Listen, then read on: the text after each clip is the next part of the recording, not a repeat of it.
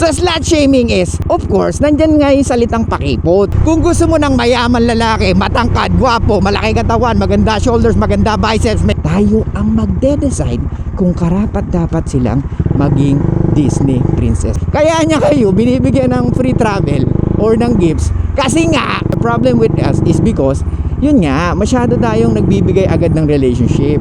Binibigay natin lahat agad-agad. Kaya nga naboboring sila. Hindi ibig sabihin gusto namin ng hookups. Hindi ibig sabihin gusto namin ng casual. Mali na kami. Hey, what's up guys? Good morning. It's your boy, Suplano Moto. Okay, for today's vlog, let's talk about ang nag-mention sa atin. So, meron siyang video na pinakita sa atin. So, itong babae na to, she's talking about how to be a Disney princess. Yay! Guys, ewan ko napanood nyo na itong videos na to, pero panoorin nyo muna.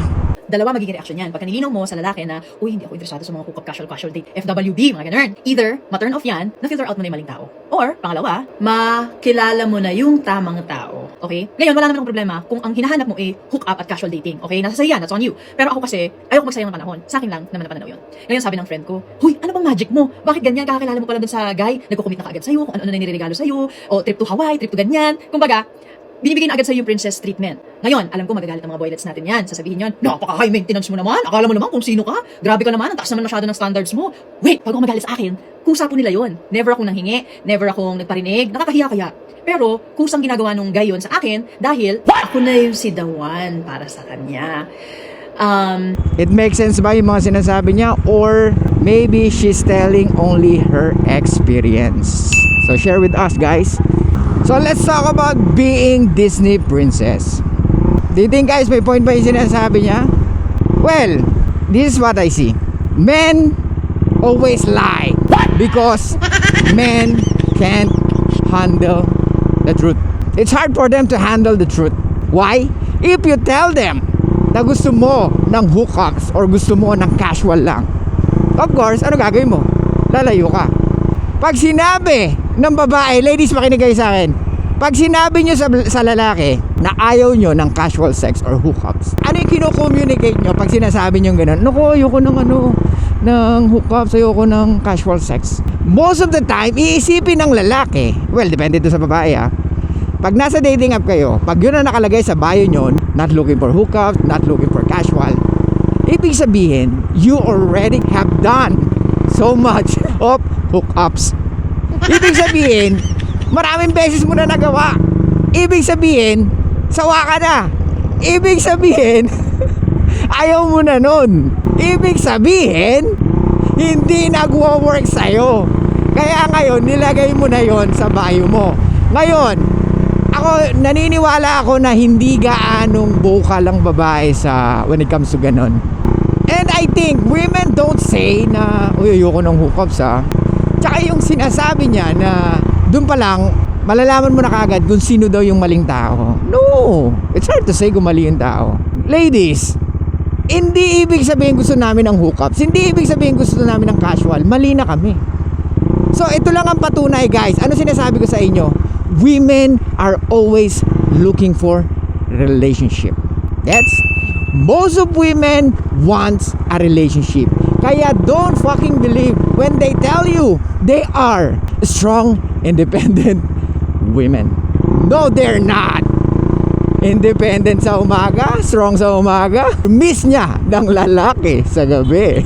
So guys, bihira sa babae yung magiging tapat agad. Sasabihin niya, no, I don't want hookups, I don't want casual. Bihirang-bihira yon. Kasi nga, yung mga ganun babae, ibig sabihin, tapos na siya sa ganun, pagod na siya. Gusto niya na magseryoso. Pero Brad, bilang lalaki, alam naman natin na hindi pa pwede sa atin yun. Ayaw natin pagbayaran yung mga kasalanan ng iba or kasalanan niya, di ba? Kaya nga, bounce na agad, Brad. Bro, hindi ka therapist, you are not hindi ka si Jesus para i-save siya. Stop being a white knight guy, bro. Stop being a fucking simp. I think she's talking only about herself. She's not talking about the majority of women. Kasi, yung gifts na yan, di naman lahat binibigyan ng di ba? Ng free travel Hindi naman lahat binibigyan ng trip to Hawaii. Hindi naman lahat ng babae binibigyan ng relationship. And let's be honest, ladies, hindi po maling tao yung sabihin sa'yo yung preference niya. This is very misleading. Hindi ba preference ko lang naman yun? Ladies, you have a preference. Kung ang gusto nyo, nagbibigay ng gifts, then good. Di ba walang problema yon? Kaya ng lalaki gawin yun sa inyo. Pero yung sinasabi niya na binibigyan siya ng relationship, trip to Hawaii, masaya yung lalaki sa ginagawa niya. Men will do everything just to get smashed. Gets mo?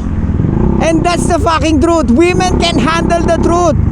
If you tell them the truth, no, I just want to get smashed. Then after that, maybe, let's say after a year, kung talagang gusto natin ng isa't isa. Kaya nga, don't ever give relationship hanggat walang bembang. Diba?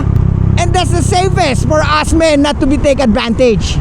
Kaso ang problema sa ating mga lalaki, binibigay natin lahat agad-agad. Kaya nga naboboring sila. Let's have a coffee sometime. Kain naman tayo. Ganyan yung mga lalaki na ayaw nila or hindi sila attracted. Nagigets nyo ba ako, guys? Kaya stop giving gifts. Stop. If you don't want to take advantage of. Kung ayaw nyong ma-take advantage.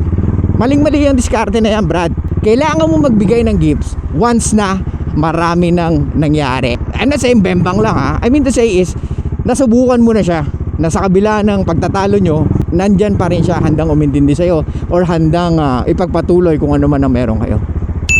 She deserves it, bro. Pero yung liligawan mo nung araw, sige, pwede, totoo. Bigyan mo ng flowers, bigyan mo ng kahit ano. Pwede, di ba? Lalo na pag pupunta ka sa bahay, pwede yun. Bro, iba ngayon. So sa Dawa Badass, di ba, merong plausible deniability. Tama? So ibig sabihin, women asking us to fucking lie. Di nyo ba nagigets? Kasi pag masyado ka naging straightforward sa kanya na ito ang gusto mo, na bembang ang gusto mo, because we are a fucking men, of course, ano gagawin nila? Ay, that's so creepy. Hindi, di ba? Kaya nga dadaanin mo sa ligaw, sa hatid, sa sundo, mga sweet message, good morning, di ba? Pero ang totoo, ang gusto mo, bumems. Di ba? Kumbaga, by definition, they asking us to lie. Diba? Uy, wag ka naman masyadong straightforward. Wag mo na sabihin na bembang lang naman talaga gusto mo sa akin. Well, of course, yun ang gusto namin, karamihan lalaki. Yung relationship, papasok yan once na nakita namin na karapat-dapat ka. But uulitin ko, guys, the problem with us is because, yun nga, masyado tayong nagbibigay agad ng relationship.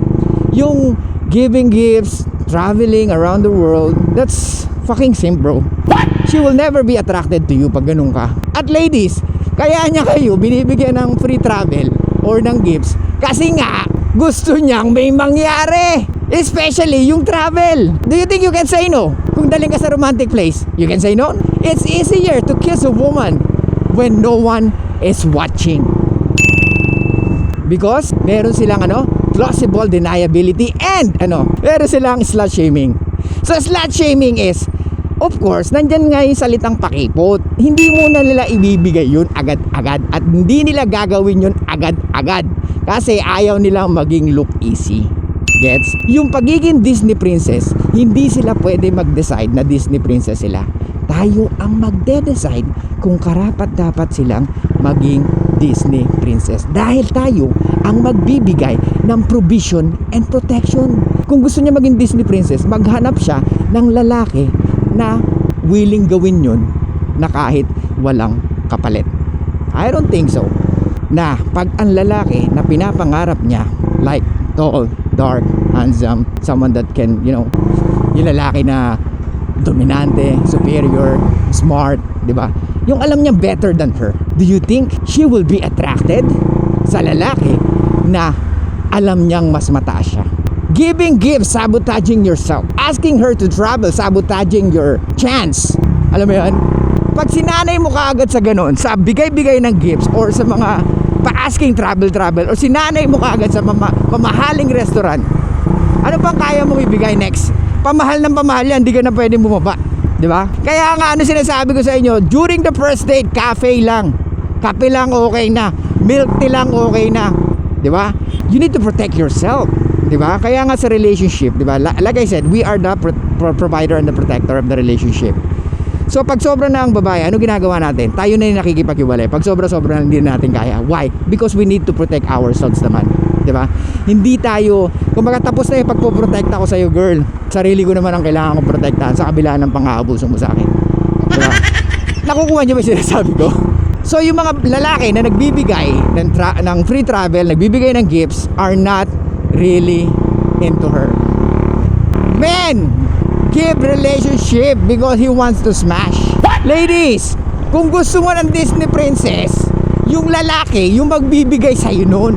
Hindi ikaw ang pwedeng magsabi nun. If you want to raise your standard, kagaya ng sinasabi niya, dapat una pa lang alam mo na sa sarili mo na ang lalaking gusto mo maraming options.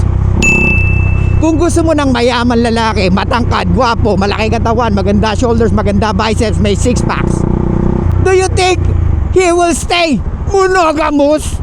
Do you think isa lang ang pwede niyang maging ea? Come on. Women's logic is different from men's logic. Kung inaasahan mo si Ding Dong Dantes, let's say hindi siya artist, pero ganun yung looks niya, tas ganun siya kayaman, do you think he will stay monogamous? When you want an exceptional guy, you need to deal with exceptional problems. Hindi pwede na yung lalaki nagpakahirap sa buhay, nakuha niya lahat ng pangarap niya or goal niya at he maintain his physique. Do you think he will stay monogamous? No, it's not, ladies. Malabo. Most of men na nasa kanya ang karamihang hinahanap ng kababaihan, he won't stay monogamous, or it's seldom for them to give the relationship that you want. Eto, ladies, take note on this. Men only give the relationship because he wants to smash most of the time. I'm not saying all.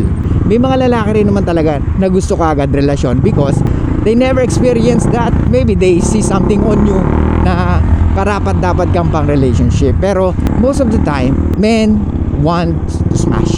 Okay? Most of the time, kaya kayo piniplease, kaya binibigyan kayo ng regalo in order for you to like them. Gusto niya kayo kagad ma-lock in. Kumbaga, I'm not saying binibili niya yung attention nyo. Pinapakita niya lang kung ano yung pwede niya may provide sa inyo once na nasa relationship na kayo. Pero hindi ako believe sa mga lalaki na nagbibigay or nagpapatravel sa babae kahit wala pang any emotional connection. Kasi malabong malabo, kahit sa babae, may isip niya, it doesn't make any sense. Why you giving me gifts? Why you giving me a iPhone 16 na 3 beses pa lang ako nagre-reply sa'yo? And why unang message mo kagad, kain tayo sa Wolfgang? What the hell? Diba? Yung mga mamahaling restaurant o yung mga masasabi nating high-end na restaurant. Bakit kailangan ganun kaagad ang offer mo sa akin? Kung ako yung babae, I smell something. Especially pag ang babae umidad na ng 26, 27. Doon na nila nakikita, oh my God, most of men are like this pala talaga. Yes! Ladies, ulitin ko, men always want to smash. They will say everything, they will give, even the fucking relationship. Kaya nga ayaw nyo ng ganung lalaki. Yung panayang gifts, panayang message, panayang bigay ng flowers. It goods on papers. I know. Pero it doesn't mean that's the best way for your legs to open. Ladies, comment below. Do you think a man that asks you to travel with him or giving you expensive gifts or asking you to eat sa expensive restaurants na kahit hindi siya kagwapuhan at walang emotional connection, ano ang masasabi nyo? Is it authentic or ginagawa niya lang yun? It's because he wants to get smashed. Ladies, DM nyo ako kung meron kayong tanong. Ako magsasabi sa inyo kung ano ang ginagawa ng mga lalaki at bakit nila ginagawa yan. Of course, there's a covert contract na tinatawag. Ito ang gagawin ko. I believe na pag nice ako, she will do the same thing with me. No, it's not.